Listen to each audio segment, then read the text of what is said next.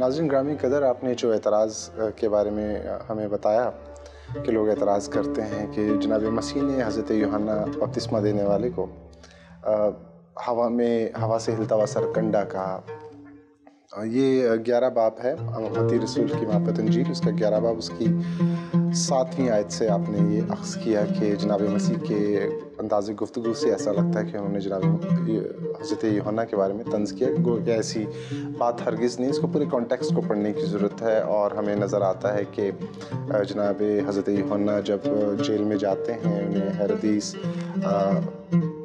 ان کو جیل میں ڈالتے ہیں، تو وہ حضرت مسیح کی طرف دیکھتے ہیں کہ شاید ان کو بحیثیت مسیح بچانے آئیں گے یا نہیں. اور اس کے جواب میں جو یہ گفتگو ہوتی ہے، جناب مسیح پیغام بھیجتے ہیں، اس کے جواب میں جو ان کے حضرت یوحنا کے شاگردوں کو دیا جاتا ہے، جناب مسیح کلمات ادا کرتے ہیں، لوگوں کے سامنے بتاتے ہیں ان کی شخصیت کے بارے میں. ہوا سے ہلتے ہوئے سرکنڈے، ایکچولی یہ ایک ایسا جملہ ہے جو نیگیٹو اس میں عنصر پایا جاتا ہے کہ آپ کیا ایسے شخص کو دیکھنے گئے تھے. اور جب یہ بات کی جاتی ہے تو حضرت یوحنا کی پوری جو ان کے کس قسم کا لباس پہنتے تھے، آپ یہ دیکھتے ہیں کہ وہ عام انسانوں کی طرح کے کپڑے نہیں پہنتے تھے. وہ اونٹ کی کھال کا جو لباس تھا وہ پہنتے تھے، بیابان میں رہتے تھے.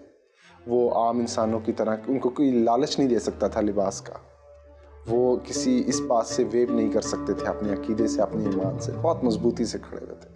خوراک سے کیا آپ ان کو اچھے کھانے پیش کر سکتے تھے؟ نہیں. وہ اچھے کھانے آپ ان کو کیا پیش کریں گے؟ وہ تو بیابان میں جانوروں کی خوراک کھاتے تھے، ٹڈی یا شہد. آپ کس بات سے ان کو خوش کر سکتے تھے؟ آپ ان کی چاپلوسی نہیں کر سکتے تھے. حضرت یوحنا کی کوئی شخص چاپلوسی نہیں کر سکا، یہاں تک کہ جو ہیرودیس انتہائی پاس تھا وہ بھی نہیں کر سکا.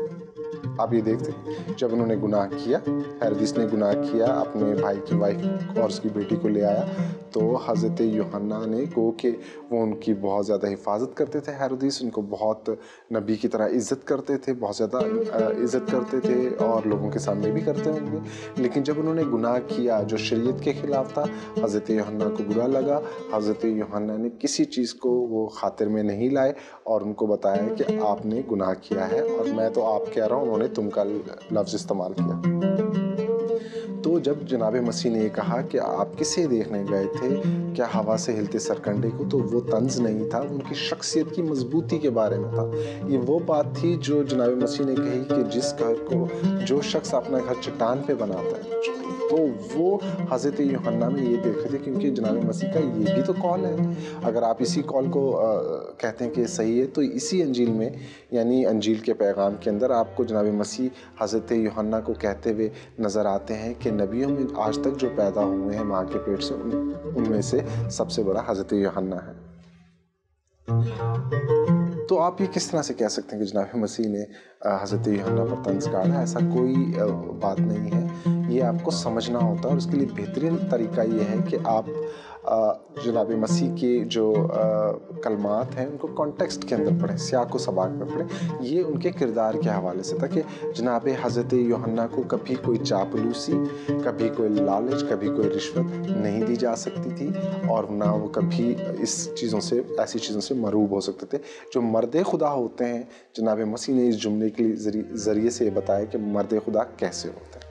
یقیناً آپ کی غلط فہمی دور ہوگی. انشاءاللہ پھر کسی اور اعتراض پہ بات کریں گے. شکریہ.